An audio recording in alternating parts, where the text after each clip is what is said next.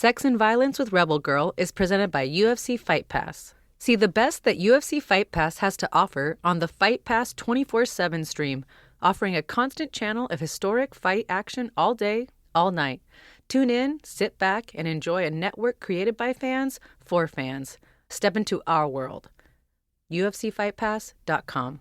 Sex and violence. Sex and violence. Sex and violence. Sex and violence.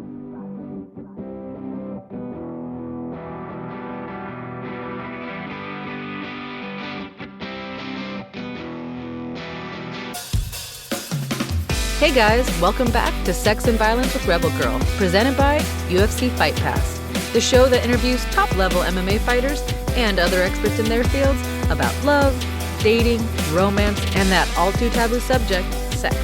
I'm your host, Ashley Rebel Girl Evan Smith. Now let's talk about sex and violence.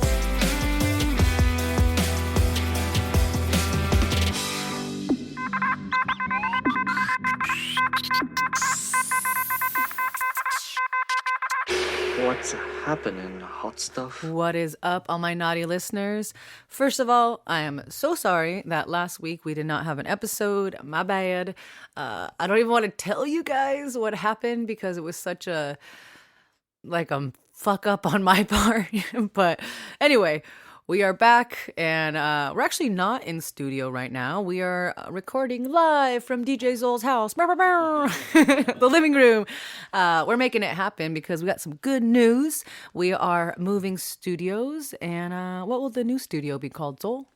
Same God, Pinnacle Sound OC. Pinnacle Sound OC. So I know we sound just as good because Zol is my audio engineer, but yeah, I'll keep you guys updated with the latest. It's going to be cool new digs, and really excited about that. Two-story building. Two-story building, yeah. Is there a kitchen too, you said? Yeah. Ooh, fancy. Balconies, So last week, since I didn't see or talk to you guys, I didn't get to talk about Turkey Holocaust. I hope you guys had an amazing Thanksgiving. I personally had a really, really good one. Spent it with my partner and his family in Long Beach, and then the next day immediately flew at like the butt crack of dawn to my small town, Ukiah, California, and I got to visit my grandpa. So that was huge for me. He is my favorite person on this planet, and it was a really good trip back home. It was probably the best one I've had in many, many years. So I came back feeling really energized and full of life. And I'm from a small town. If you guys don't know where Ukiah is, it's in Northern California. And coming back from a small town to Orange County and LA, as someone who grew up there, I'm so appreciative, and I forget to stop and give myself credit about how far I've come. And on this trip, a lot of former like high school friends, I ran into them and stuff, and they all had nothing to say but like the sweetest things about how basically what I've been doing is inspiring them, and that made me feel really, really good. And I kind of needed that because sometimes, like I said, I forget to give myself some credit sometimes. So had a great trip up there, and just unplugged. I didn't post anything for like, I think 3 days, maybe even 4 days. I'd share something if somebody tagged me, but just put my phone down. I feel like we really forget to do that, and over the holidays, I felt like, okay, this is the time I'm going to unplug, work can wait. Obviously I still did some training and therapy and all that kind of stuff, but I'm going to try and do it again over Christmas. Just put the fucking phone down. Don't be on social media, be present, be in the moment. And it was a great trip, and I just hope you guys had a great holiday as well.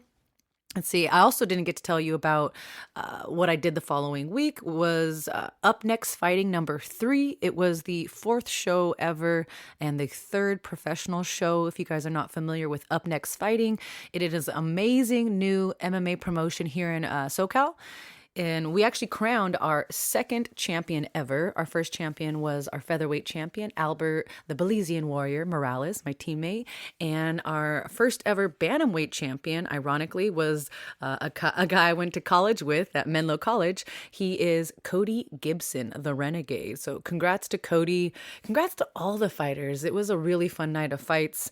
And I don't just say that because I work with them, but I think the matchmaking is really good. I think that the promotion does a great job of like the bells and whistles. Every time I go, there's always some cool performance. You know, they've had the haka, they've had a miniature 6-year-old ring announcer, you know, they had a thriller performance over Halloween. So stuff like that. There's always like pomp and circumstances with their show, and it's really fun. Kind of like a little bit like Pride, I guess. Maybe Zol, you know, was Pride the ones where they had really fun walkouts and all that? Oh, yeah. Yeah, something like that, you know. And now UFC, I feel like they're All those crazy VHS tapes. yeah, all the Pride back in the days. I feel like they're trying to bring some of that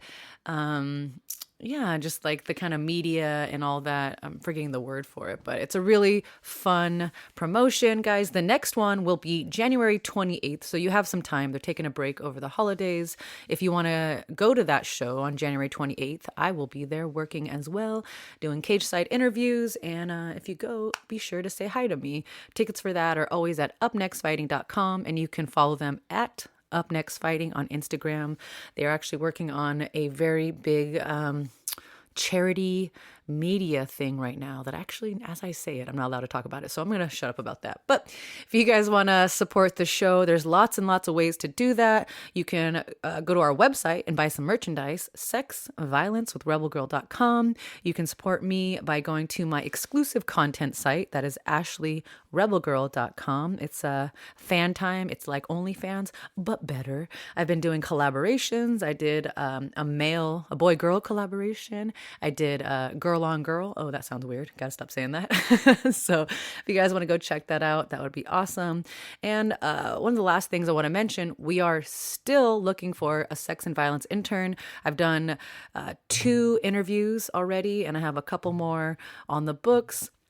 It's just a small little gig, but I think it would be really fun to kind of start bringing somebody onto the team. So if you guys have any questions you want to apply to be our intern, the email is sexandviolencepodcast@gmail.com. Or if you want to give us a guest suggestion, tell a funny story, you can email us whatever the hell you want, and we will get back to you. And lastly, pretty please rate and review the show. It takes 2 seconds. And if you need some more incentive, I will give you a goddamn free sticker. So just rate and review the show, screenshot that, send it to the DM with your address, and I will send you a sticker. I'll pay the shipping. I don't even give a F, okay? That's it, guys. Let's talk to our sponsors before we talk to our guest. Through Hemp Co. are big believers in the power of hemp to help you find your better. No matter how you define that, they're committed to creating a straighter line to help you get there. They're upfront about what hemp is, what it can do, and how they make their products. Sourced from seed to shelf, organically grown hemp, non-GMO hemp, USA grown and bottled, and vegan. When you order from Through Hemp, you can be certain that you're getting the highest quality broad-spectrum CBD without any THC. Because their hemp is grown organically in Northwest America, they know every step your CBD has taken, from the seed that's planted to the final product on the shelf. Whether you're new to CBD or you've been taking it for years, you can trust Through Hemp will deliver the best quality CBD with absolutely zero THC. Check out their website at throughhemp.com and connect with them on Instagram at @through_hemp. Be sure to use promo code Ashley20 at checkout for 20% off your entire purchase. On your path towards better, skip the detours. Start with Through. Now back to our episode. Today's guest is an American retired mixed martial artist and UFC veteran turned analyst and commentator. He began his pro career in 1998, entered the UFC in 2001 with a 12-1 record. He was on The Ultimate Fighter 4, The Comeback, UFC 41 lightweight tournament semifinalist, he ended his career in 2014 when he retired with a 26-9 record. In 2015, he became the head coach at ATT Florida, and in 2020, he left ATT to pursue his own MMA gym. He's now a third-degree black belt who runs 2 successful jiu-jitsu and MMA academies in Florida, holds notable victories over Jens Pulver, Matt Serra, and Clay Guida. He also appeared alongside Dana White and former opponent Matt Serra on Dana White Lookin for a Fight, and currently is a cast member of the UFC Live Weigh-in Show. We talk about being a shy guy and hopeless romantic, confidence through MMA, from juvie to jiu-jitsu, taking risks, unafraid to fail, lesbian BFFs, being a dog in youth, thick ladies and the inside of a thigh, loves a dysfunctional bad girl, giving lover but no eating booty, world's most ticklish man, sexual bucket list, threesomes, lingerie in the way. Here's your guest, Dinyero Thomas.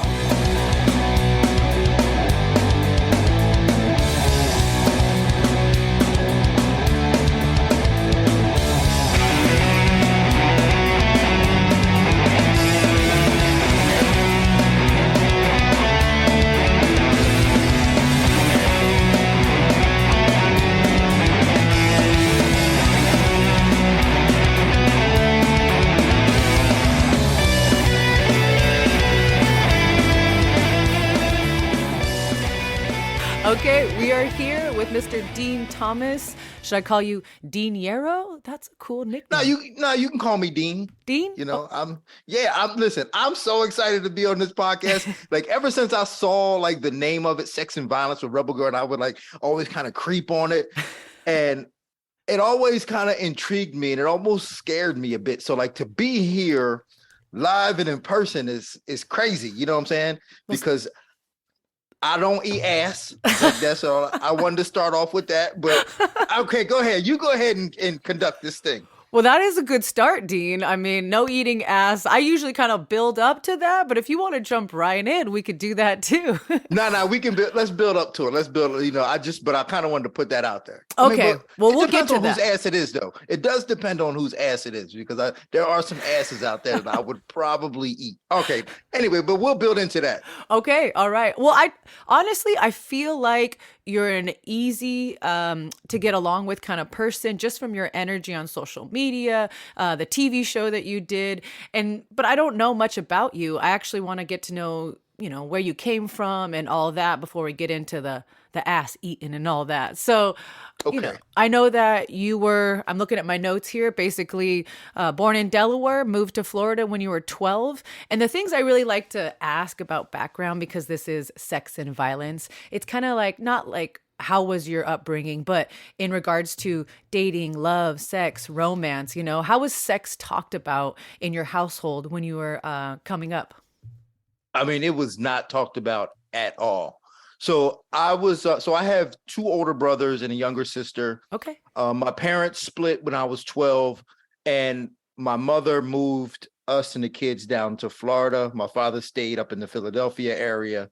So, I mean, we were kind of a very dysfunctional, disjointed family, but I didn't, you didn't know any better, because like that's the only family you have. Like you don't realize it. It's like now that I'm older, looking back and going, man, we were really kind of fucked up. Like we didn't, and our parents really didn't talk to us all that much about, sex or anything like that. They didn't really talk to us that much about anything. I mean, they were kind of off on their own and working. Oh, so everything that I kind of got about dating and growing up, I just kind of got from like watching TV and, watching it like other people do it.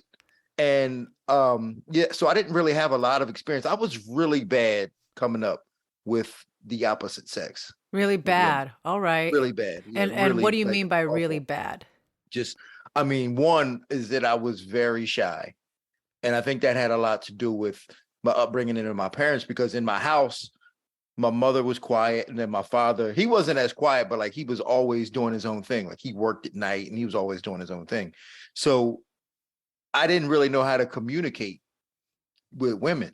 Yeah. And it always scared me. It scared me to death to talk to girls. I was afraid of them. Didn't you say you have some older brothers? Yeah. Did they give you any guidance at all? Did you kind of learn from looking at, following their lead at all? No, actually, it was worse because I remember the first girl that I liked, and I was probably like in second grade. And I think they found out about it because I think I might have wrote like a poem or something. And Aw. I remember them finding out about it and then them just making fun of me. So that at that point, from that point on, like I never told them about any other girls, and I just never talked about girls with them because I remember them making fun of me. And to this day, I think that still kind of traumatizes me. Like the fact that they made fun of me when I was a kid for liking a girl. Now I'm just kind of like, nope. Well, So yeah, it was bad. okay. So you said your dad was working a lot. Would you consider yourself kind of like a latchkey kid? No, what do you mean by that? A latchkey kid, that term comes from like the latchkey on the door. Not saying your parents were doing anything. Maybe they were at work, but you kind of come and go as you want. So you kind of raise yourself a little bit. Oh, absolutely. 1000%. Yeah. Me and my brothers and my sister, we all raised ourselves 1000%. And that's not a knock against my parents because as a parent now, I realize that you're not giving instructions. So you're just basically going off of what you learned. And then and I've been to therapy about this as well, too. So like my parents just learned from their parents, which just learned from their. So like, I'm not knocking them, but I'm just saying now that I know better, I was 100. I remember being like 10 years old, being able to come in and out of the house as I pleased. Yeah. Oh, yeah. Coming and going as I wanted. Just like, I mean, it was obviously a different time back then, but I could come and go as I wanted. I came home when I felt like it. I did what I wanted and ate. It's being, 6 years old, making my own food, For sure. My son is 17 now. I still make him food. Yeah, I think that you looked at the pattern and you were ready to break the cycle per se, right? You're like, all right. Yeah, for sure. Just because it was always like this, it doesn't have to always be like this. Yeah, and that's actually something that my therapist talked about. Telling me, listen, you got to break the pattern because if you don't break the pattern, and I see myself sometimes actually even continuing that cycle with him, and I have to check myself and put myself back into put it back in a perspective and go, hey, listen, that's not how it's supposed to be. We got to do things the right way. Of course, it's in us. It's like you see that every day for X amount of years and you can fight it as much as you want and go to therapy, but we're going to mess up. But that's okay, right? It's all about just, coming back and changing things. I think it is. But like one thing that I haven't been able to break in terms of like that sex, education with my own son is people always go, did you talk to your son about, condoms and sex? Yeah. And I haven't. No? I haven't. I'm like, no, I haven't. I know. And I know. God. I'm afraid to. Like, you're about to be a granddaddy. You better be careful. I know my parents never did it with me. So like, I'm afraid to. And like, I don't know how to have that conversation with him because I could imagine me having that conversation with him and him just like laughing it off and be, and just not really handling it well. Like, probably how I would have handled it if my parents came to me with that talk. For sure. So I have to figure out a clever way to try to. I would throw a box of condoms at him and be like, wrap it up. Yeah, like that's really like the easy way to do it. And I almost feel like that's how I should do it. Just be like, toss him a couple and be like, yo. It doesn't have to be such a serious conversation. It can be, whimsical if you want. Like, hey, here's a box of condoms. I know you already know about sex and the birds and the bees, but be safe. Don't ruin your life at an early age or whatever, however you want to say it, right? Yeah, I don't know. I'm still trying to figure out the easiest way to do it. I haven't done it, but I know he's already there yet. But maybe I should probably present it to him to let him know that I also care about this as well. So, do you know if he's having sex yet? I don't know. But I can only, but I can only imagine that he is because, he's got a lot of female friends. He's always out and about. He's doing his thing. And if he was anything like I was at that age, you know what I'm saying? Like trying to experiment. And, for sure. Experimentation is key. So from shy Dean, in second grade till experimental Dean, how did that change? How did you kind of come into your own as a young boy since you didn't really have a strong male role model? Well, I didn't really come into my own. Really? Actually. I mean, no, absolutely not. And I mean, even to this day, I think I'm still really terrible at it. Shy when it comes to talking to the ladies, really? I am pretty much. Yeah, I am. I'm actually really shy. I'm actually a very shy person, but I'm not afraid of people.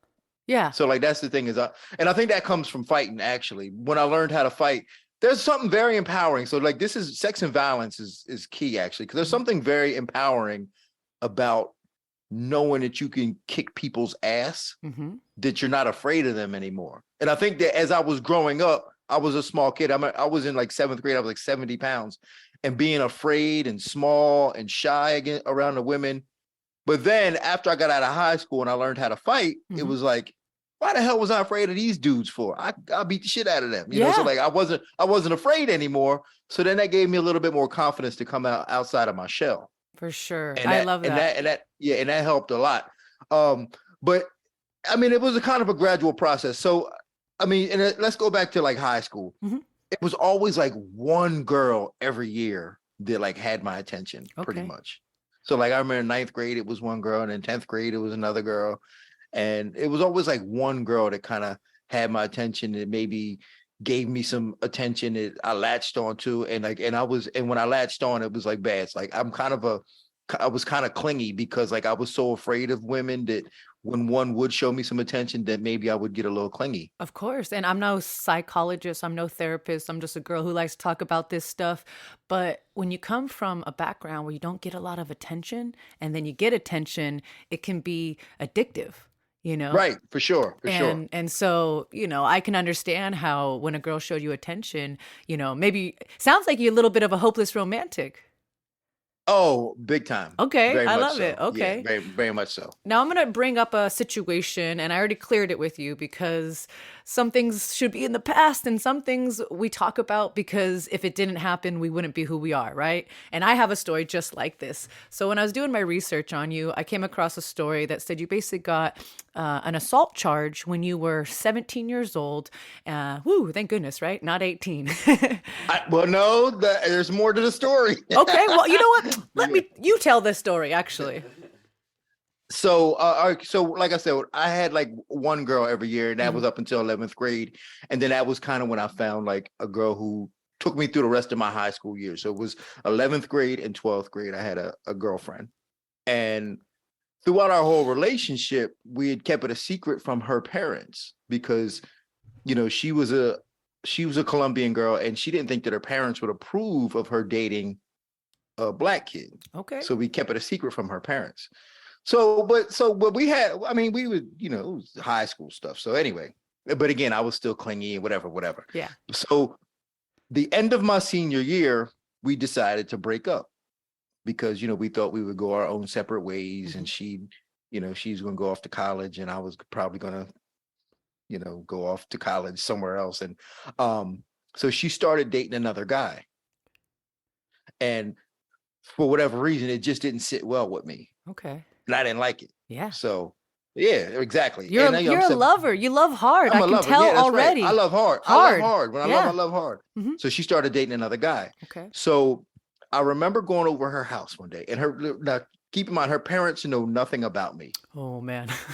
Yeah. Okay. And I go over her house one day, and he's there because I knew he was there. And I saw his truck out front. I stole my mother's car. Drove over there. I saw his truck out front. I parked it down the street, and I came back and I went up to the window and started knocking on her window. And the dude opened the blinds up, and I was like, "Yo, come outside." And then he shut the blinds on me. Zip. And I lost it. I really did. I lost it. I ran back to the car and I grabbed a wrench. Oh shit. Yeah, and then I came back, and he was trying to leave. He thought I left, so he was going to try to hurry up and scat out of there before I, you know, because he thought I left. And I caught him. Okay. And he backed his truck up, and as he backed his truck up, I ran up to the truck, banged on the window, and he stopped. I said, "Get out the car." And he rolled the window down, and then I punched him in the face. Bang! And then I opened the door up, and then I grabbed him, pulled him out of the car, started bashing him in the head with the wrench. The wrench fell off. Oh, yeah, screaming, and everything else ensued. And then the girl's father and mother came outside, broke it up. And they were like totally clueless because they didn't even really know that I existed. Yeah. And they were like, "What in the hell is going on?" So then he ends up going to the hospital. She has to, you know, spill the beans about everything that went on. Yeah. And The cops came and arrested me the next day. They took me to the juvenile detention center. Again, I was 17 at the time. Yeah. But this was in like September. Well, I can't remember exactly when. But all I know is as I was in the juvenile detention center, I turned 18. So the rules applied that as soon as I got out, they rearrested me as an adult for the charge. What? Yeah. That's so then I not got what happened to me. Wow. Yeah. So then they rearrested me as an adult. Oh, and then I had to no. go through the whole system again as an adult.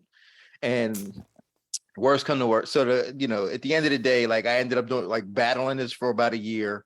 And the kid ended up getting stitches and pressing charges and all that. And I ended up getting 52 weekends in jail that I had to do. I had to go to jail I'd go into jail on Friday, come out on Sunday. I'd be out on the street picking up trash in stripes, like a damn stripe. Yes. Yeah, it was, I mean, it really taught me a lot about life. Dude. And yeah. Dude, such a similar situation. I'll give you the short version of my story. 17 years old, drinking like a fish from 13 with a bunch of punk rock kids, blacked out drunk, got into a fight, stabbed a guy. Don't remember the event, woke up the next day, had to turn myself in, went to juvenile hall. I got a super cool judge who was a female, Judge Mayfield, shout out. I'll never forget this woman because she gave me an opportunity to kind of change my life around.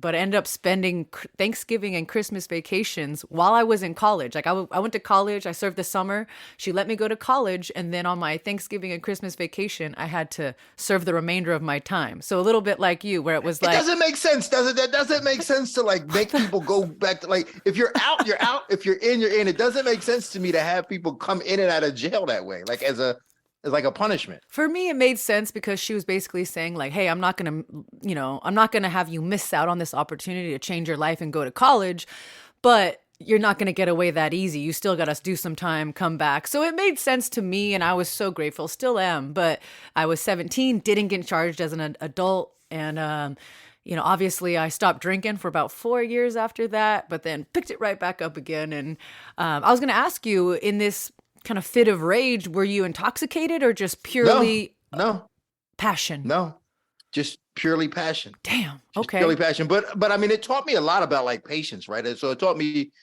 to have patience and think before you act and think about like the repercussions before you do anything. And since that time, like it really, like anytime I feel like I'm going to be that passionate or have that type of vengeance, Mm-hmm. I'm able to stop myself. So That's like amazing. I have a tremendous amount of patience now to where, you can't really get me to that point anymore. Cause like I always think about them weekends. I'm like, hell no, never going back to that. Oh yeah. I always think about the little things that I missed when I was in juvie, like tweezers. I got some bushy ass eyebrows. If I don't control these things, it's like poof, within a couple days. You feel like Bert and Ernie. Yeah, I look like Bert and Ernie, and then like showering with the shampoo and the conditioner that basically makes your hair fall out. Just the little things. I was like, I can't go back. I'm too delicate.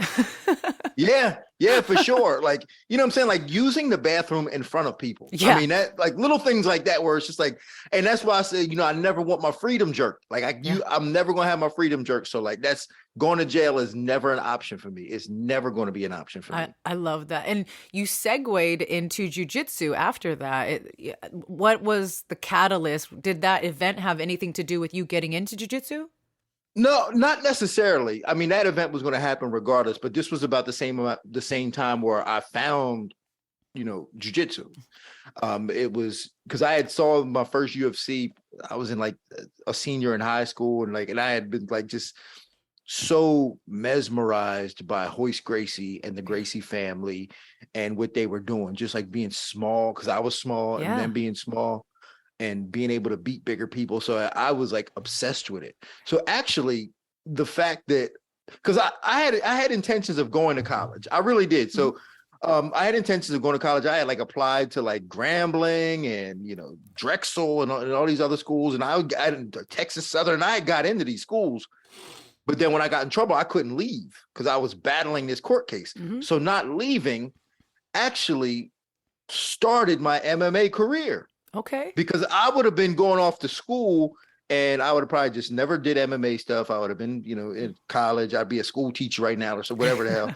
But because I couldn't leave, I stayed home. And me and my buddy Paul Rodriguez, who runs an American Top Team in Orlando now, the Blackbelt now, and fought and had an amazing career. So cool. We trained. This was 95. We started training in a yard, getting videotapes.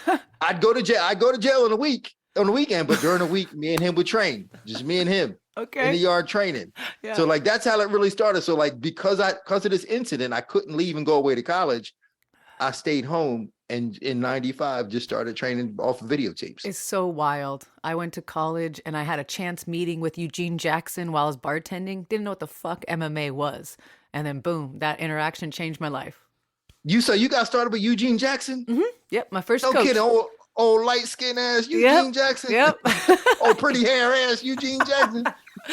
Yeah. Eugene just picked me out. Well, what happened was actually I was playing rugby on like a little club team just for shits and giggles. Obviously I'm a rough and tough kind of girl. I didn't really know the game at all. I just liked doing sports. And Eugene was the community coach kind of, and he just saw my size and I was wearing a wrestling shirt and he's like, "Oh, wrestling. Is that your boyfriend's shirt?" I'm like, "What the fuck? This is my shirt," And he was like, "Oh, okay. Well, I just opened an MMA gym. If you want to come check it out, meet me there at 7 a.m. I was like, "I don't have any money. I just graduated college." He's like, "I didn't say I was going to charge you. Just show up at 7 a.m. And this motherfucker took me under his wing, trained me for free, thought I had something special. And until I, 10 months later, met a boy and went off to Southern California, we had a real good run together. I love him. But then finding them boys, I'm telling you. Finding them boys, or in my case, finding them girls, always get you in trouble. Yes, it does. Changes the direction of your life for sure. So you got into fighting or jujitsu at 18. First pro fight in 1998. So a couple questions I wanted to ask you. At what point did you stop being shy? Because I mean, maybe you had, or maybe you never stopped being shy. You said that, but how did you start talking to girls? Like, what gave you a little bit of confidence? For me, it was drinking. I always had to have a couple drinks before I was social. So like, did fighting in the big organization give you confidence? Did things change? Like, at what point in your fight career did you kind of have a little bit more confidence to talk to the ladies? I mean, I'm not sure if it ever really was like a point. I mean, to me, I feel like even today, it's always been gradual. And I think that even today is something that I have to consciously decide to do and work on. Okay. To work on being social, to work on being outgoing, because I'm still very much introverted. That blows my mind, Dean. Like this persona that you have on social media. And even talking to you, you're really easy to talk to. It's hard to imagine you as a shy guy. No, I mean, I really am. I'm really very introverted. Like even this Thanksgiving, I spent it by myself. Really? Like I'm very, and not because like I had to, but just like I like being by myself and I'm very quiet and I'm very introverted. So it's something that I consciously make the decision to do to be more outgoing, and I work on these things. But again, I think it was just, and there was never really a pinpoint time where I was like, man, now I can go ahead and get all these girls. But I think just being a fighter and just knowing that, believe it or not, like people ain't shit. Like you, people ain't shit. Like they're not different than you. Everybody puts their pants one leg at a time. And I remember my father used to always tell me that. Now, growing up in Delaware and then in Port St. Lucie, Florida, two very small towns, you start to idolize people from bigger areas like New York City. Oh my God. Los Angeles. Oh my God. So you start to think that these people are different. And then when I started fighting and then realizing that they're not different, I think it was probably like the first time I went to Japan. And I remember a buddy of mine, Mike Cardoso from Miami. He's actually he's actually works for the state of Florida for the commission. And he used to fight back in the day. And he told me, man, they're just like us. They just live over there. Yeah.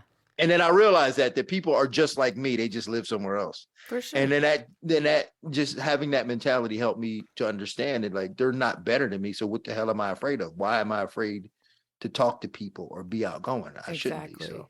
You have a 17-year-old. I'm horrible at math. I'm trying to like do the numbers here. Were you in any serious relationships? You know, at what point did you have your kid? Like, where were you in your career when you found out that you were about to be a father? Okay, so there's more to that story. So, and people always ask, man, whatever happened to the girl?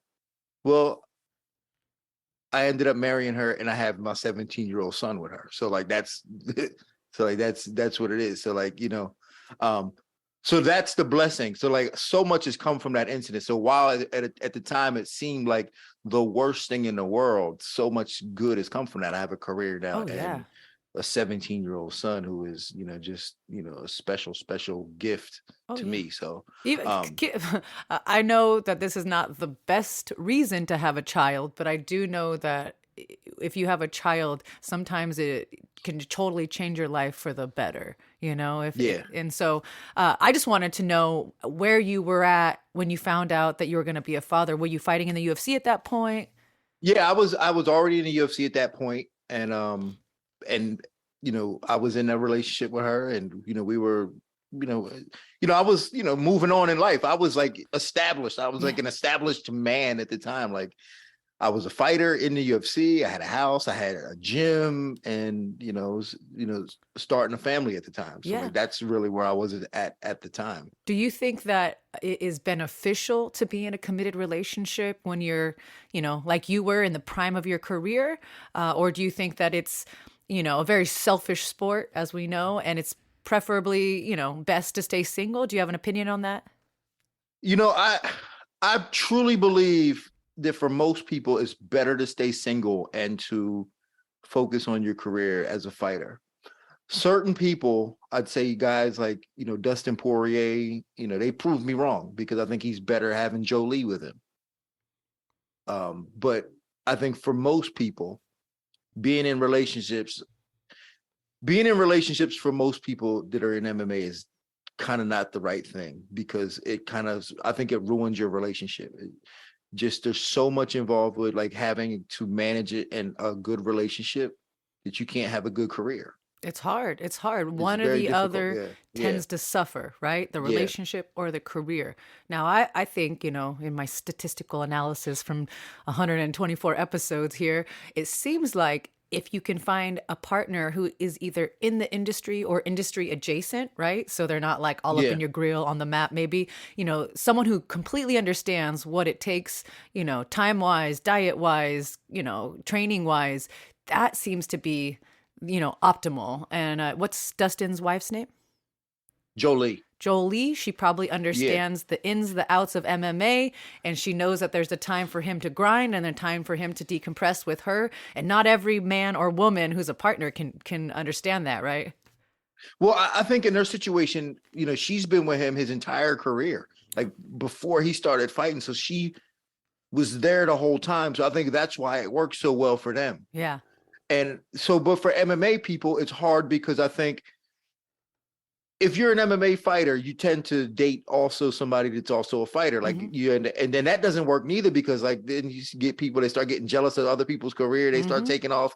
So that doesn't always work either. So I think it's just very difficult to be in this industry and have somebody that, it can be difficult. Have you ever personally dated in the industry? Well, I've dibbled and dabbled in the industry and, it never really turned out well. So did you ever date another fighter while you were actively competing? No, I didn't. Okay. I didn't. When I was actively competing, I did not.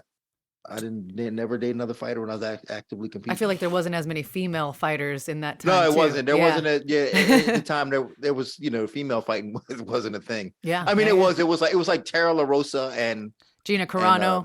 And Gina Carano. Yeah. That was it. Oh my God, Julie Kenzie. Julie Kedzie and Roxanne Modafferi. Yeah. Okay. Well, I just want to know, so that's your opinion, dating in the industry and whatnot, but it just seems like that's like the easiest things to date another fighter. But And I get it too, because like that's who you're surrounded by, right? So like you don't really off because most fighters live in this bubble. Yeah. And I remember being like that too, like because as I was competing, I was still going to school. I'd take classes here and there just to kind of have something else going on that wasn't fight related. And it was like such a different world. Like fighters think that the whole world revolves around fighting, but there's this whole other world outside of fighting Oh, yeah. that a lot of fighters don't understand. So fighters are totally just like enclosed in this bubble, and that's all you know is other fighters. Oh, yeah. And you don't know other people. And I tell fighters all the time, man, get outside that bubble and Yeah. see the real world. There's another world out there It- that you need to experience. It is so important because as someone who's, I don't want to like make it sound weird. Like I'm in, let's say, the twilight of my career, like I'm not in the early stages. I'm not calling it quits, but I'm towards the end, and I can be real honest and vulnerable with people on this show. And I'm like, damn, to a certain point, up until about 2 years ago, I felt like fighting was all I had to offer because I was in that tunnel vision, in that little bubble. And then the pandemic and this injury forced me to do other things. And I'm like, oh, okay, I'm not just, a fighter or a meathead. I can do other things. And a lot of fighters, when they retire, they get depressed and they feel hopeless and they don't have purpose anymore. And so I'm always telling people like, hey, while you're an active fighter, while you have this amazing platform, start doing other things, dip your toe in the water here, there, and figure out what you want to do so that there's a smooth transition afterwards. See, your injury, and that was God's way, whether you want to call it God, whoever, the higher being, whatever, the universe, whatever you believe, that was the universe's way of telling you to get out and do some other things. Sometimes it sends that message to you. It tells you all along, but then when you don't listen, it makes sure that you hear. Yeah. It makes sure that you're going to hear and listen. You end up in juvenile hall and contemplating your life, wishing you had tweezers. I'm like, damn it, how did I get here? Exactly. Like I'm telling you, like the universe will always guide you in the right way. It won't lie to you. It'll tell you exactly what you need to hear, one way or the other. I agree. And for you, it was an injury. I agree. And I'm grateful for it, to be honest. Want to get back in the fucking cage, but grateful for it as well. So you retired in 2014, became the head coach at one of the head coaches at ATT in 2020. When you retired, did you feel like it was easier to be a good partner because you weren't so focused on your career? No, I felt like it was probably harder. Really?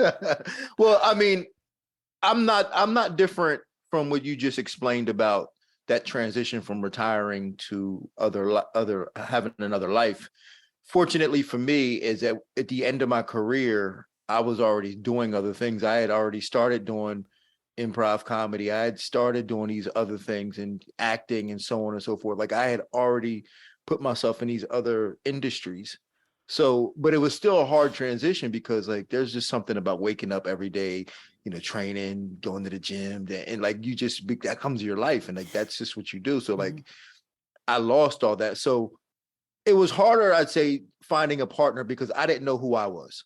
And when you don't know who you are, how can you give that to somebody else? Because I'm trying to find myself. Yeah. So like, that's what made it hard for me to really give myself to somebody else because I didn't know who I was. I love that. Actually, about a year into my sobriety, I told my partner, I had a really emotional moment and I was like, wow, like I just realized like I finally love myself now. And I know that now I can love someone else fully.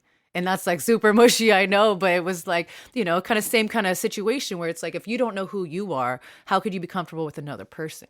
If you don't love yourself truly, because a lot of people out there, I love myself, but then the actions that they do don't really reflect loving yourself, right? Well, because it's not necessarily that they love themselves. They love the idea of who they want to be. Yeah. And they don't really know. They know who they want to be, but they're probably not there yet. And they love that idea. So they think they love themselves. But for me, like, I'm 46 years old and I'm still figuring this out. I'm still trying to figure all this out. So like, life doesn't come with a manual. Nope. It doesn't come with a time limit. I mean, so like you don't know where you're at sometimes. So every day for me is a new day and an empty canvas that I'm working on. I love that outlook. I got to give you props and credit. Holy fuck. Now that I know, and you've told me that you're a little bit more of an introvert and shy, you did stand-up comedy and acting, like those are things you're literally putting yourself on this platform to be scrutinized and picked apart. And as a shy person, fuck, that is so hard. So just slow clap for you, Dean. That's amazing. That's hard. No, I mean, I'm not, like I'm not afraid. Like sometimes I don't want to do things, but I force myself to make myself uncomfortable. And that was one thing I learned is that, I got to make myself be uncomfortable. And not a lot of people know that, they see me doing all these skits and see me doing all this crazy stuff on stage, but I've been on stage for over a decade doing improv at small theaters, and I've done street improv where me and my team would go out on the street and just mess with people. I mean, I've done some and bad too, like not good stuff, like really bad stuff. Like I remember I took my son to one of my shows. It was in Miami, and I remember at the end of the show, like no one was laughing. At the end of the show, we got in the car, and he's like, "Dad, you guys were so bad." I was like, "I know." No. Damn, that is not a good part about having a kid, right? Well, I don't know how old he was at this age, but kids are brutally honest. You're like, oh, he was so honest. But I mean, but for me, I felt like it was a good thing because he got to see me be bad. Yeah. And he got to see me fail. And I think that's important for kids to see their parents fail so that he doesn't think that he can't fail. It's important to see your parents fail and then continue. Yeah, right. Yeah, that's it. Exactly. He saw me fail and not give up and not care. Yeah. So now he's not afraid to fail. That's amazing. Yeah. I love that. Well, okay, we're going to get into it. I always ask my guests, what is your current dating status? And then also, how do you identify sexually? Meaning heterosexual, homosexual, asexual, pansexual, all the stuff. I am heterosexual, and my current dating status is very complicated. Oh, it's complicated. It's complicated. Yeah, it's complicated. And for respect out of, the other parties. All right. And my show is all about comfortability. I think people are like, think I'm over here digging for dirt. I just want to get to know you. So we'll leave it at it's complicated. But I do want to know, for the ladies listening who may be thinking, ooh, I want a shy actor, comedian, commentator in my life. Are you currently looking or or it's complicated? You know what it is? I tell you what, like I felt like my entire life, I've always had like a weird relationship with women. To like I said before, like I was afraid of them. And then there was a time in my life where I was just like doing bad things. I mean, when I say bad things, I just mean like normal 21-year-old guy stuff. Yeah, I'm never disrespectful to women. Like to me, that's very important. But there was a time in my life where I felt like I couldn't be friends with women. You know what they say, like guys can't be friends with women. Because you're always in the back of your mind, you're thinking that one thing. Yeah. So for me, I'm very comfortable now, and for the first time in my life. And this has been for a while now, that I can be friends with women and not have that idea of going. And if something happened, you know what I'm saying? Give me the window. Give me the opportunity. And I'm very comfortable in admitting that now, because there was a time in my life where I was just like, nope, I can't even be friends with girls, because if I'm going to be friends with her, if something happened, then I'm jumping in, taking my chance. Yeah. And I'm like, no, you know what? I'm just happy being able to be friends with girls. So like, that's where I'm at right now. Okay. So like, I'm not in a position where I'm looking. I'm just happy to be friends. And this is why I always said I get along with lesbian women. I guess that's redundant, but but they're my favorite people in the world.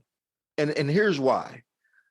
And you can ask Amanda Nunes and Nina Ansaroff and Molly McCandler. They're like my favorite people in the world, because for whatever reason, I almost feel like I have the same emotional intelligence and like this like very sensitive side like a woman.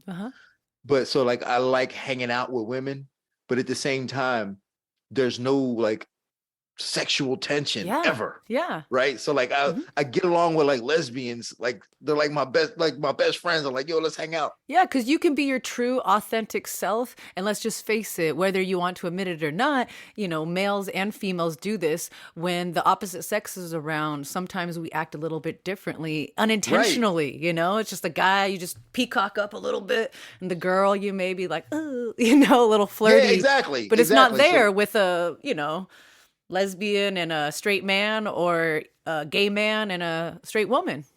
yeah. So I always felt that way. But now I'm really getting to the point where now I'm just like, you know what? I'm not a creep, but you know what I'm saying? But like, so I'm very comfortable now with just having like girlfriends and being okay with it. You I know love what I'm saying? that. So like I'm trying to grow up. So not a girlfriend, someone that you were potentially interested in. What does that partner look like? If you could, have some key physical characteristics and then also some personality traits. Are there certain things that you like in a partner?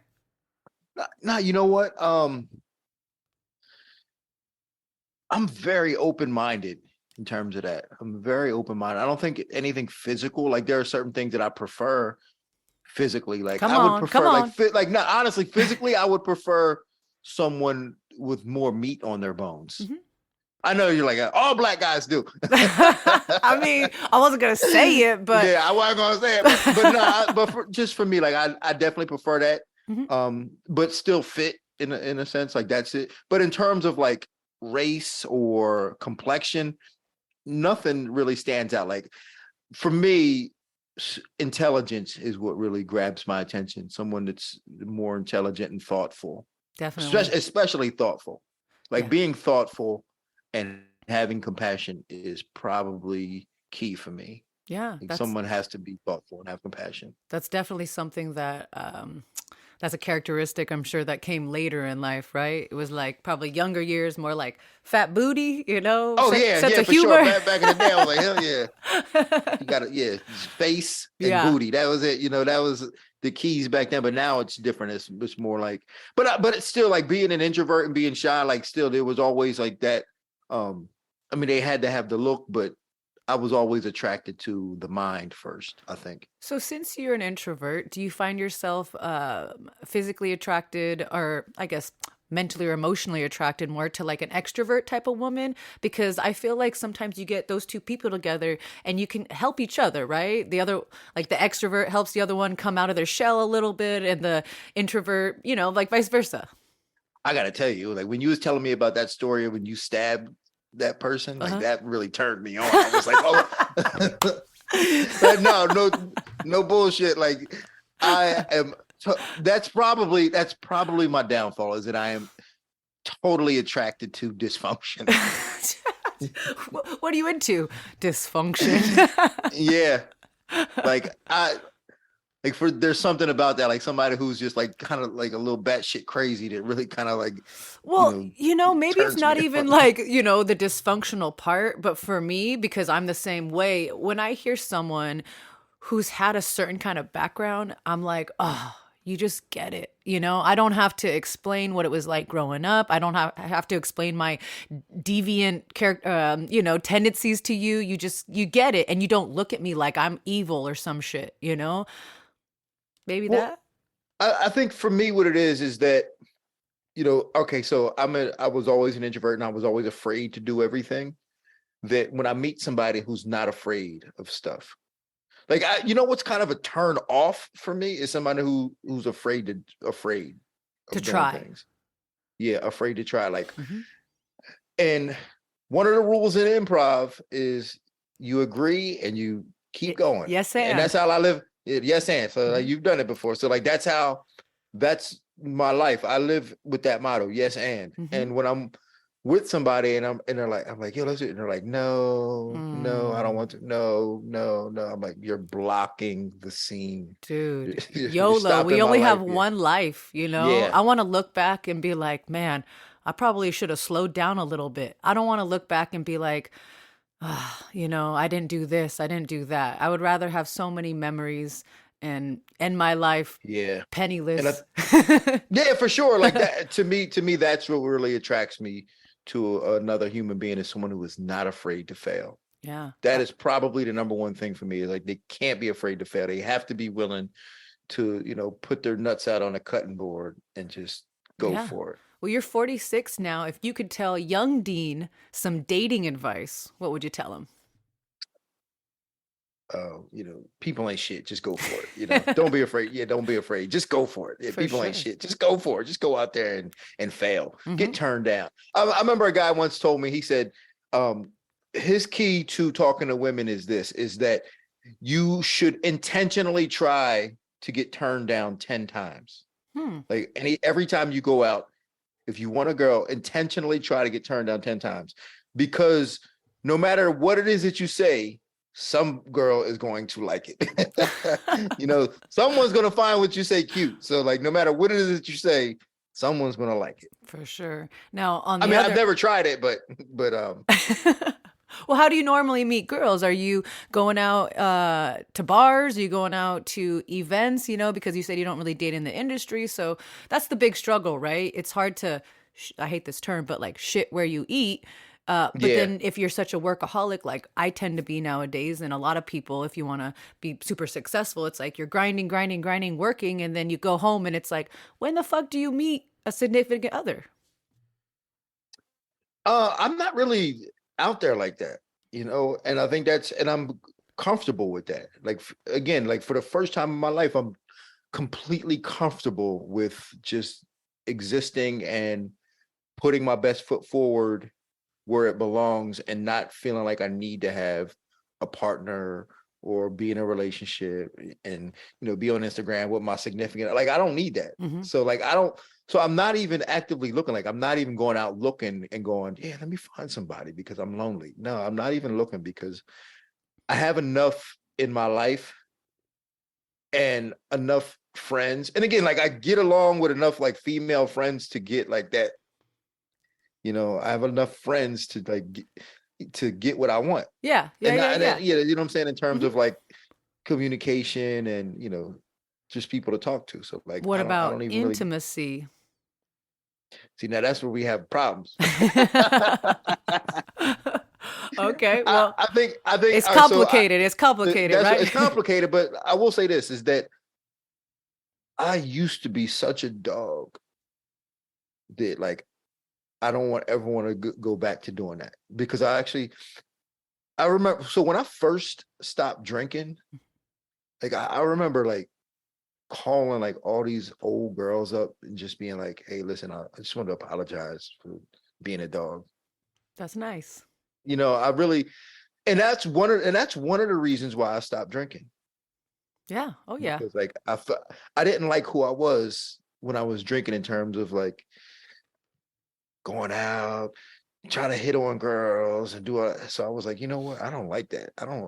That's very disrespectful to women, and I didn't like that part. So like, that's one of the reasons why I stopped drinking. Yeah, that's awesome. I love that you're over 3 years sober now, right?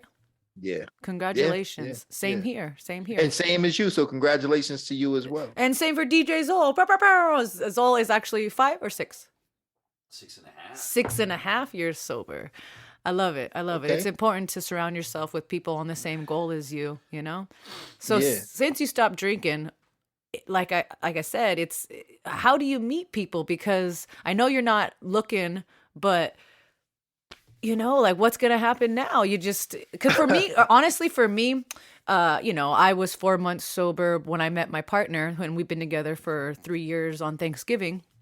And I noticed like, oh my God, it is fucking awkward to go on a first date without having a couple, glasses of wine beforehand, or, it's hard to, get intimate with people without that liquid motivation or that, liquid courage or whatever. So I had to like learn how to be me sober, learn how to date sober, even learn how to have sex sober. Cause I realized I'm like, people ask me, they're like, Ashley, tell me all your sex stories. I'm like, fuck, I can't remember them. I'm so drunk. I was so drunk, like, God damn it, and I'm like, I'm just being honest with everybody and honest with myself. And I'm like, well, now I gotta fucking learn how to be me sober and learn how to love sober and interact and all that. So what's something that in your sobriety that one thing that you're struggling with as far as like love and romance, and one thing that's become way easier.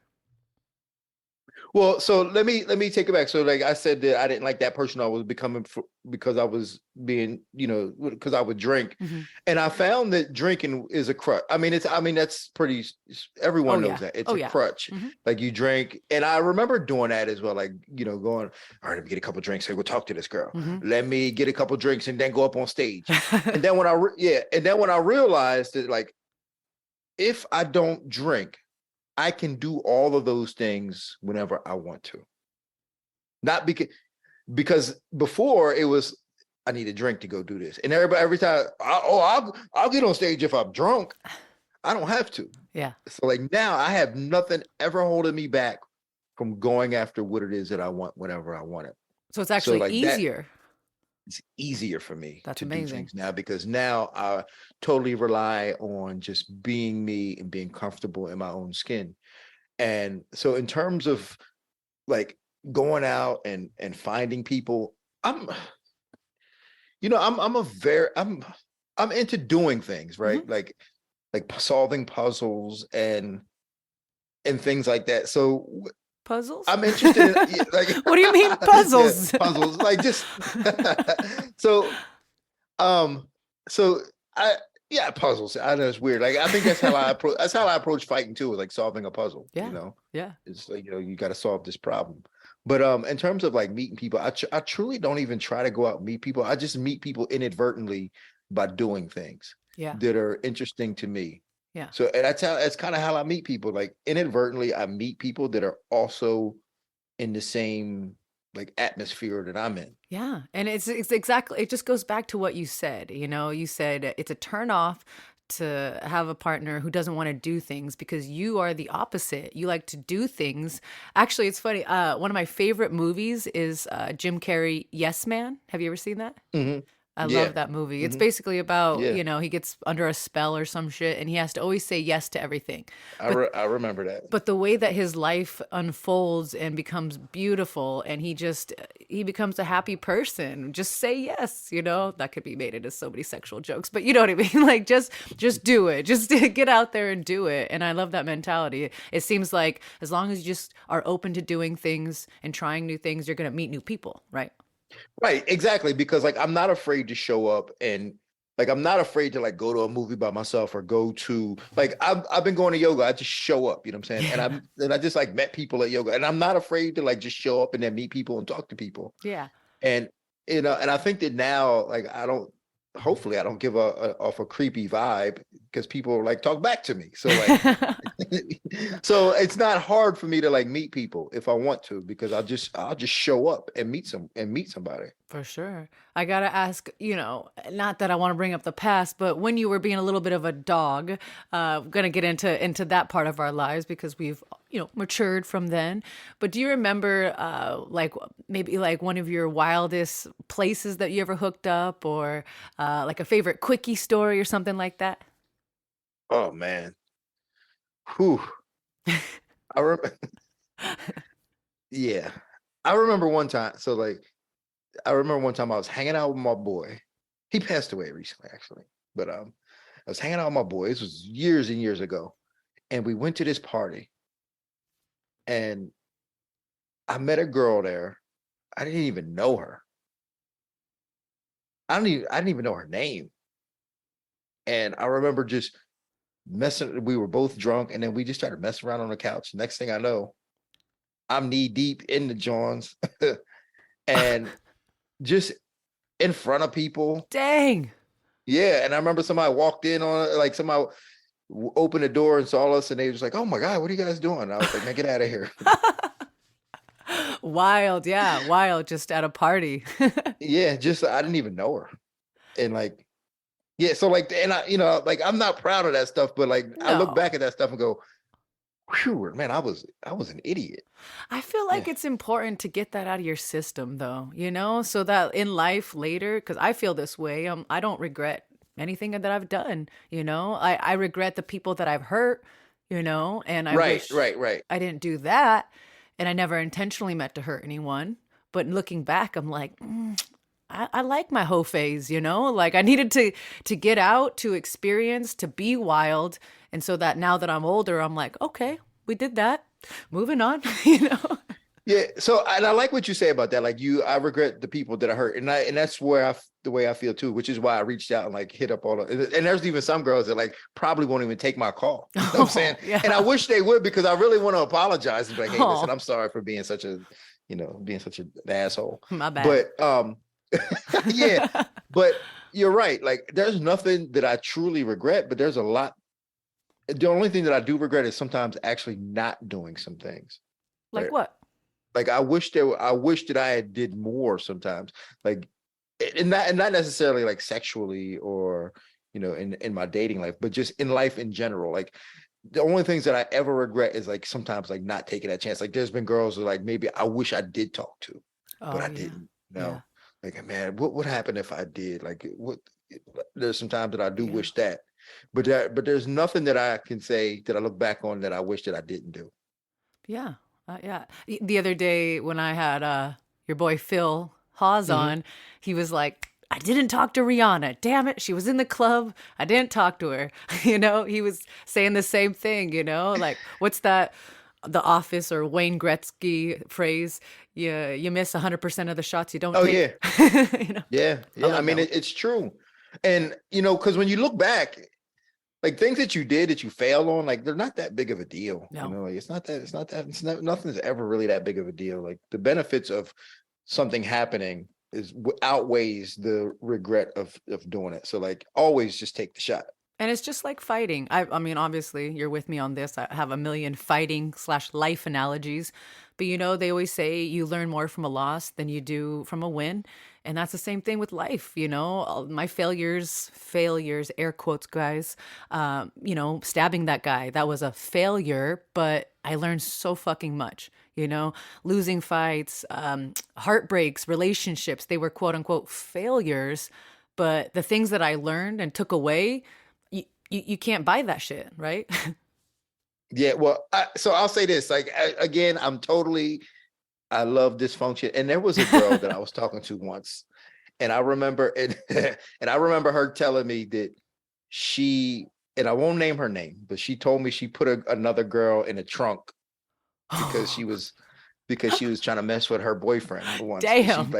She put her in the trunk, and at that moment I fell in love with her. You were like, boner. Instant boner. I was like, I love you. What do you think it is about that kind of bad girl image that attracts you? I don't know. It's just really the fearlessness of that. Just being fearless, like someone who's like willing to do that. But now as we're older, it's like we can't quite date that kind of a bad girl or a bad guy. We need someone who has that in the past. Do you know what I mean?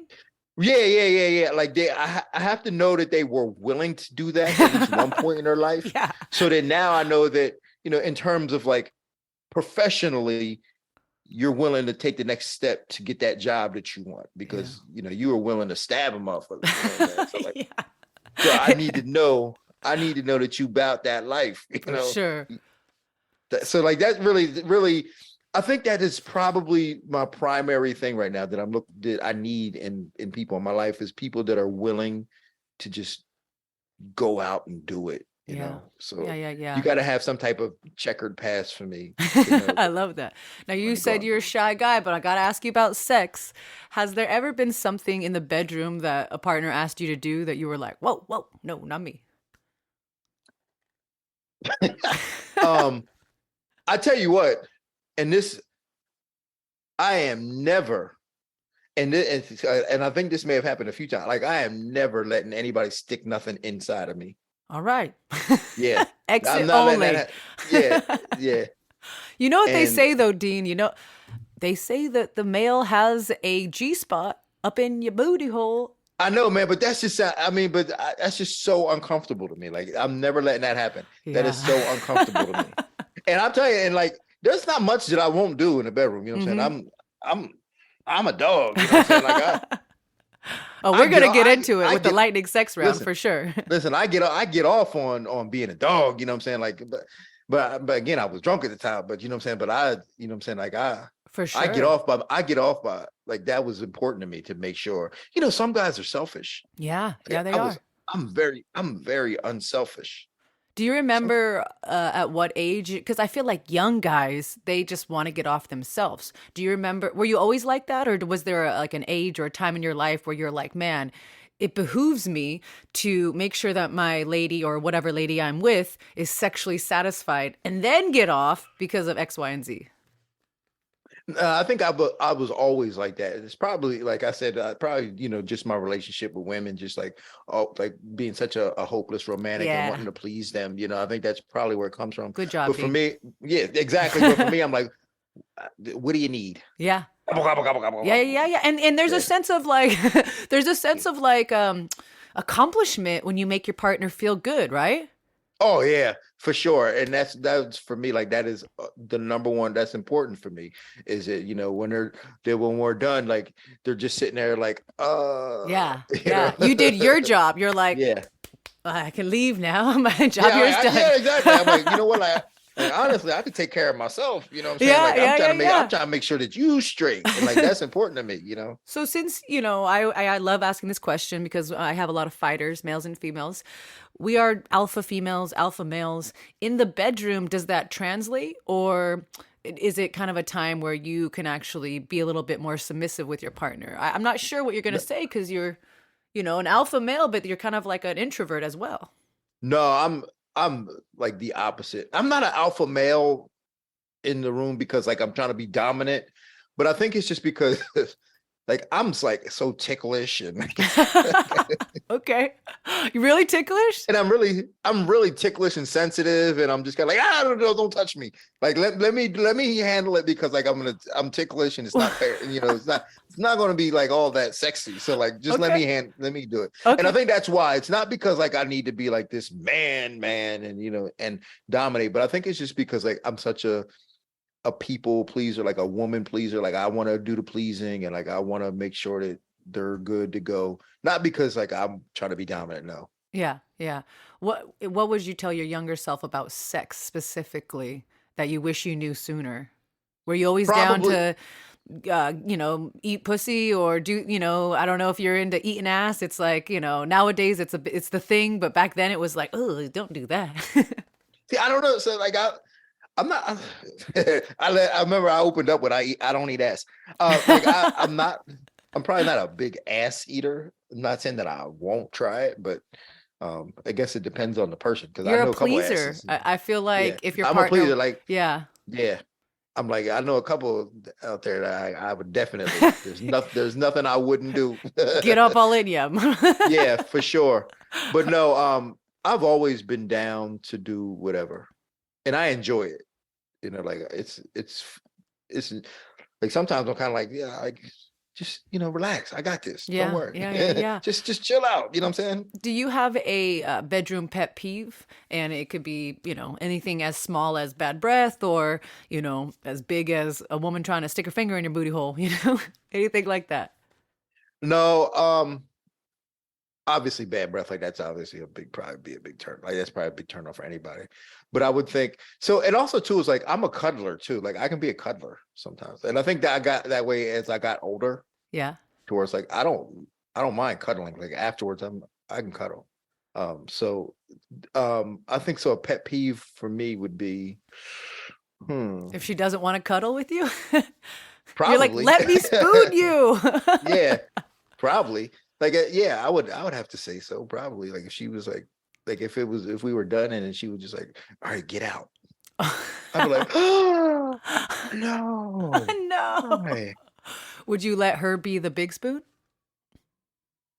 Yeah. Yeah. It would feel weird, but I would. Okay. I'd be like, man, I'm holding on to myself here. All right. I feel like it's time for the lightning sex round.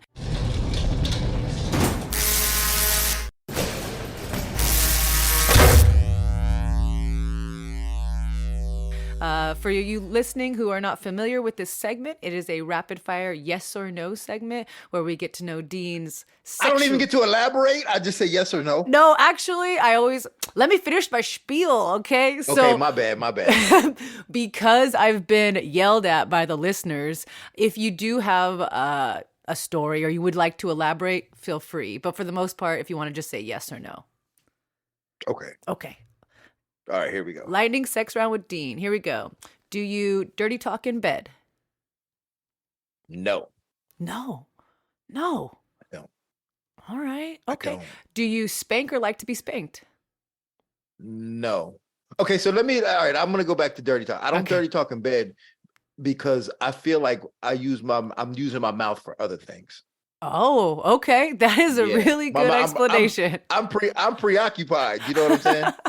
He's like, if I'm in the bed, I'm active. I'm not just talking about it. I'm being about it. I'm preoccupied. You know what I'm saying? So like, I don't got time to talk. Thank you for elaborating. Makes sense. All right, okay. I had to elaborate on that. All right. Spank? And I don't spank. I don't spank. I never really got the allure of spanking or being spanked. So I don't do that. Okay. How about biting? No, I'm not a biter. Okay. Choking? No, man. How boring am I?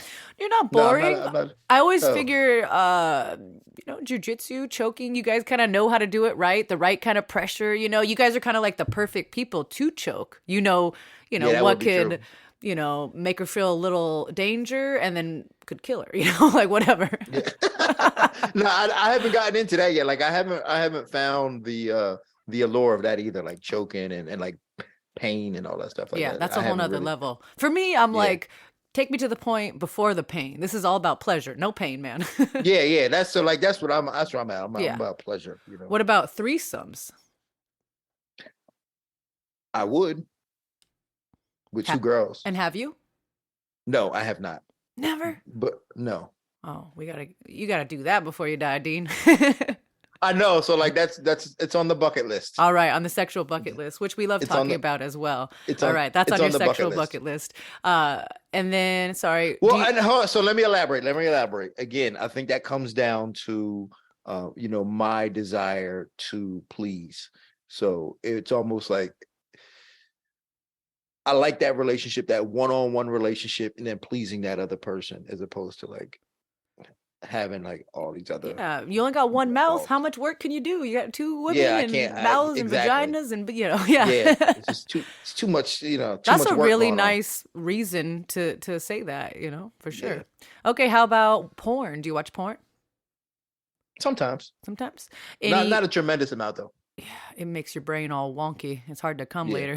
Any fetishes, like a foot fetish?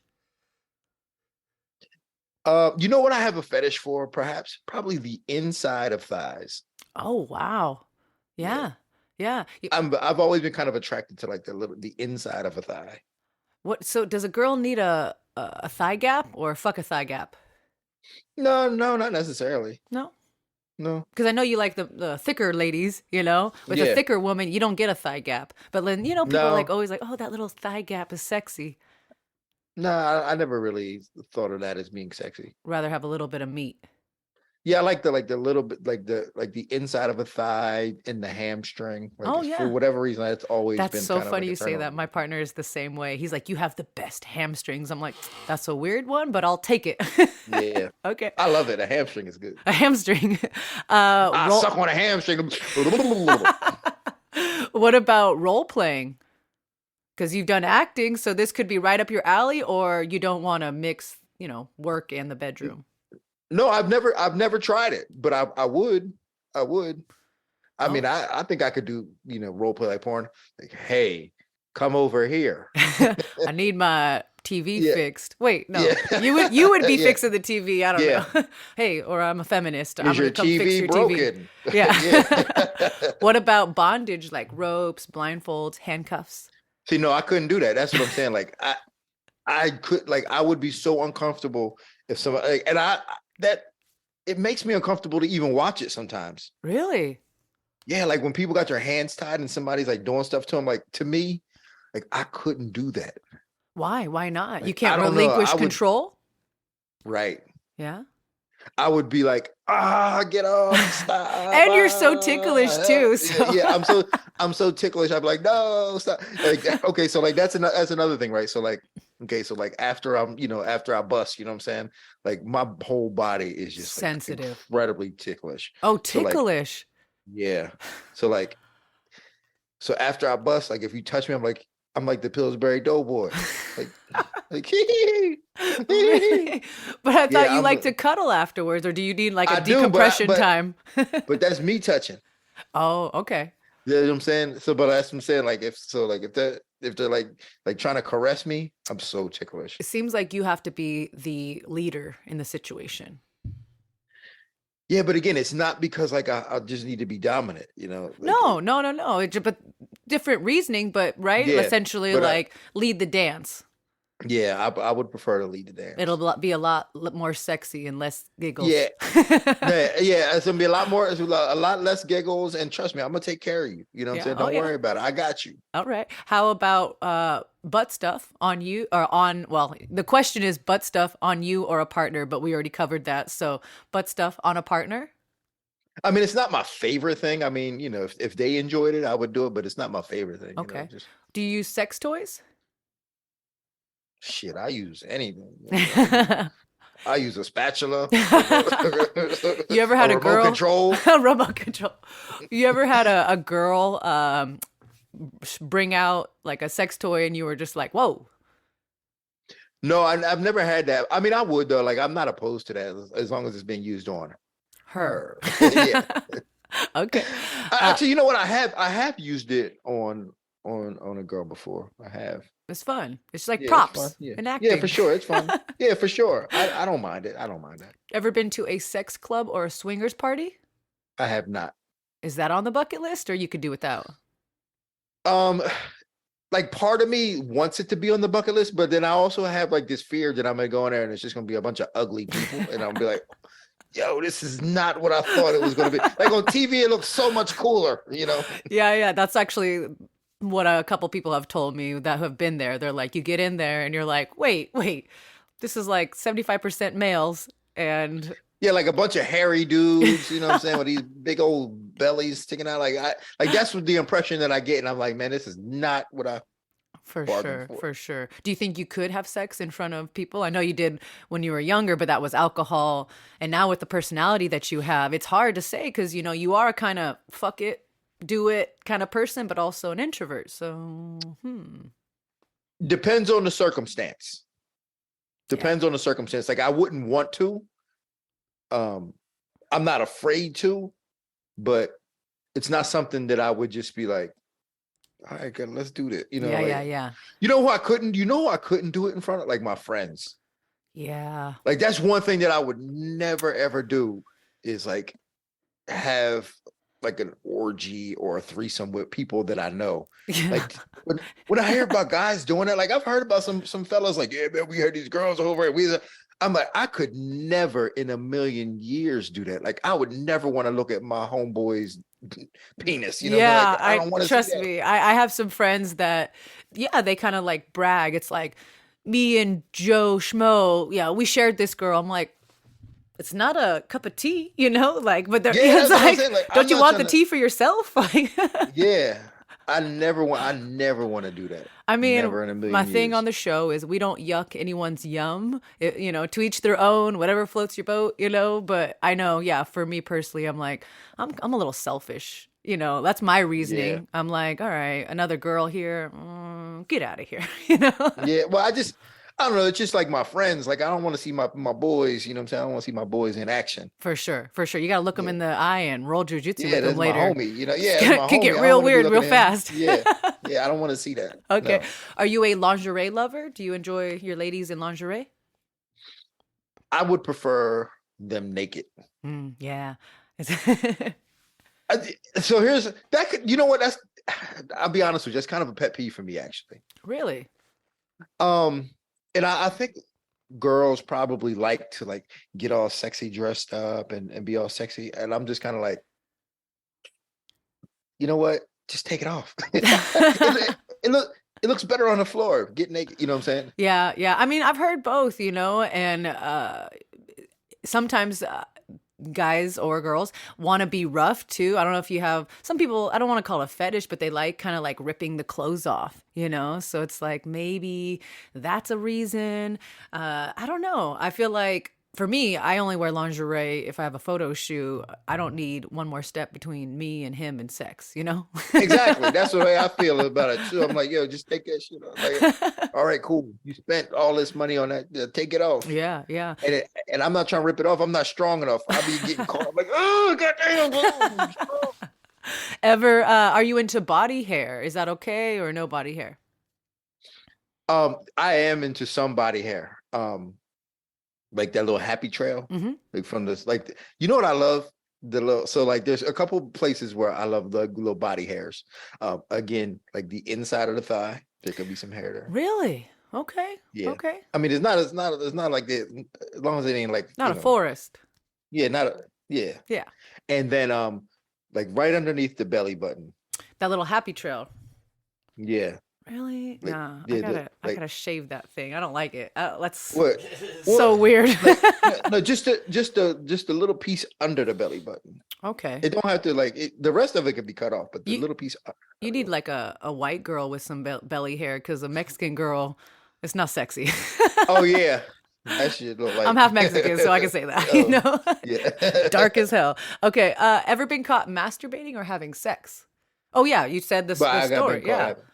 Yeah, all right. Never caught masturbating. That's the end of the lightning sex round. Not so bad, right? Yeah, that's not so bad. Like, I'm just glad I never been caught masturbating, because that would be pretty embarrassing. All right, let's play Fuck, Marry, Kill and do some fan questions. Yes!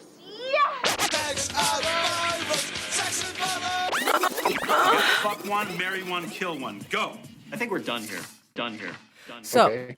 Fuck, marry, kill for the new listeners. I'm going to give him 3 names, and he's going to tell me who he would fuck, who he would marry, and who he would kill. And I say this every time. This is just a game, and we love everybody. We didn't want to kill no one, and we respect everyone. All right, moving forward. Dean, you can choose from either media personalities or celeb fans in attendance. Celebs, fans in attendance. You want that one? Or media personalities. Media, as in like who? Like MMA media? I don't know. Let's do celebs. Okay, take the safe route. Okay. No. Okay, no. Let's do media personality. All right. Ain't no guys in there, is it? Because I don't know. No.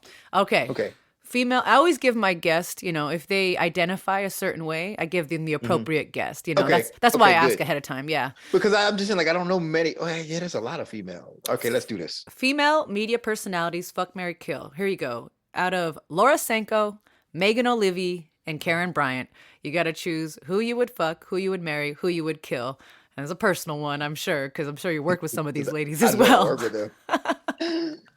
Oh no. Oh no. He's like, I retract my statement. Go back to No. We love all these ladies. I look up to every single one of these ladies. So all right, so here it goes. All right, I'm gonna marry Laura Senko. Laura Senko. Because she's, you know what I'm saying, she's a G, you know what I'm saying? I could see me hanging out with her like all the time. I bet she has a very dainty, happy trail too. Yeah. Megan, I'm gonna have to give her the business. All right. Sorry. Sorry, Joe. And then Karen, I'm gonna have to kill her because I'm gonna be afraid to look at her in the eye afterwards. You know what I'm saying? No, Karen. Yeah. Oh, we love all these. I don't want to have to look at her in the eye afterwards because she got left out. So I got to kill her. We love all these ladies. Okay. Yeah. All right. So the next part are fan questions. But for those listeners who will not be following us to the UFC Fight Pass platform, you guys are crazy. This is where all the good stuff happens. If you want to subscribe, the link is always in our episode notes. For those who are not going to follow us, where can they find you on all social media handles or your stand-up comedy or anything else that you're a part of right now? At Din Thomas, DIN Thomas. So everything is at Dean Thomas. I try to make sure everything is consistent with that. Awesome. And we didn't talk about exactly what you're doing in the media. You're on the desk, but where can they see you as far as analyst and commentary goes? So yeah, I work the desk on ESPN Plus and sometimes ESPN, and then you can see me on all the pay-per-views. They bring me in between rounds or so on and so forth to help the commentators out and give them some more perspective. Dana White Looking for a Fight, the Dean Diaries. And then you could also hear me on Sirius XM. I have a show on Tuesday from 12 to 2. Then with RJ Clifford. And then on Wednesdays from 12 to 2 with Anthony Smith. And then every day from 2 to 4 Eastern, or I'm sorry, from 4 to 6 Eastern time, I'm on ESPN West Palm, and you can listen to me there. Wow, you are a busy man. Congratulations on all that work. That's an accomplishment. Well, thank you very much. I get around. I get around. Like I said, before I used to get around in one way, now I get around another way. I like to see you do both, to be honest, but I just want you to be happy.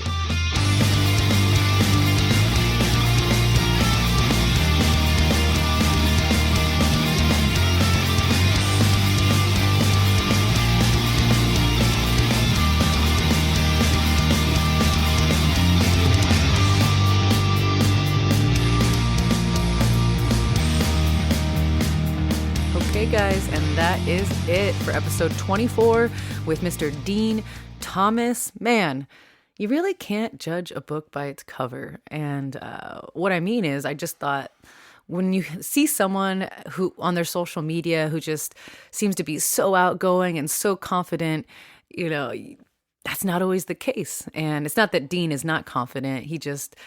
He showed a side of himself that you don't get to see on social media. And that's essentially why I love this fucking podcast. I love this job. I can't believe UFC Fight Pass is paying me. Oh my God. Please keep paying me.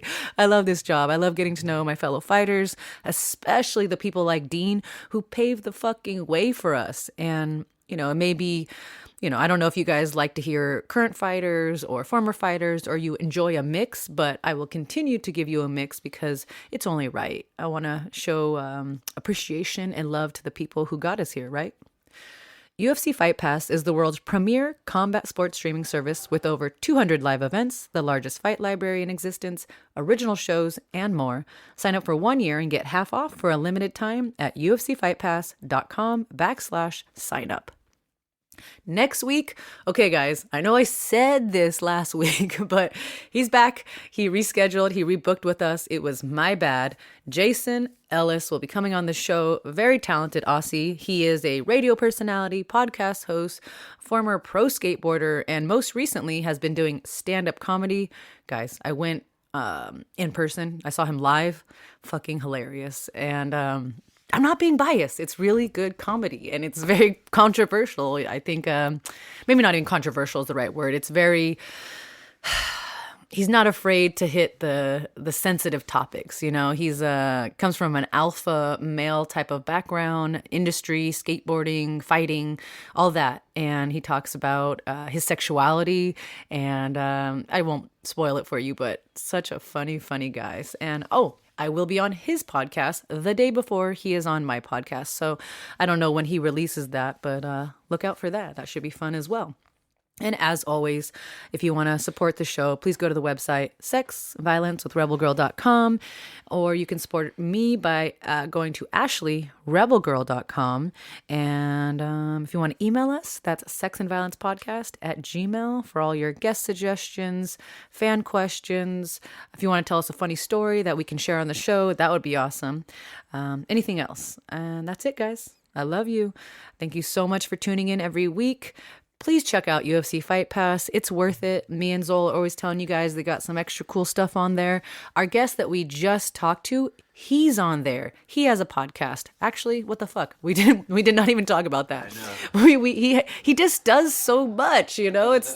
We need another 2 hours to get the full Dean Thomas, but Dean has a podcast on the UFC Fight Pass platform as well. It is called Lover and a Fighter, and he has a co-host. His name is is leaving my brain right now, but check that out, guys. Special thank you to audio engineer DJ Zol, who has welcomed us into his home. Regardless of what's going on, we always get it done. The studio burnt down one time and we still did a show. So thank you, Zol. Check him out at DJ Zol on Instagram and Tomorrow Kids Studio at Tomorrow Kids Studio at Tomorrow Kids Official. And you can always find us on Instagram at Sex and Violence with Rebel Girl and myself at Ashley MMA. We do have a backup account. It's the same thing. Sex and Violence with Rebel Girl with the number 2 at the end.